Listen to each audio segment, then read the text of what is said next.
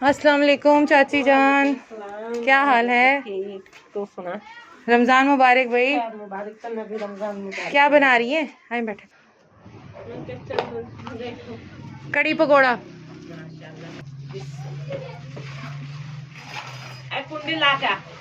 नूर कुंडी लगाओ मेरी जान। बेटा कुंडी लगा कर नहीं चाची, बिस्मिल्लाह कर रखा है। आलू मटर पकाए थे। मटर दिखाएं। अम्मी चावल बना दे। अच्छा, हमारी तरह फरमाइशें हो रही हैं। हाँ जी, तो फिर क्या अब इसी में चावल डाल देंगे। नहीं बेटे, अलहदा बनाऊंगी। ये शहरी में ये इस्तेमाल होगा। ये शहरी में फिर हाँ चाची, ये खीर है, ठीक है। हाँ, इसको फ्रिज में रख लें ठंडी ठंडी। वालेकुम अस्सलाम। ये खजूर है, खैर मुबारक, आपको भी मुबारक हो। रोज़ा है? बस तुम्हारे लिए जूस वूस है, सही है। हाँ, ये शॉप पर कर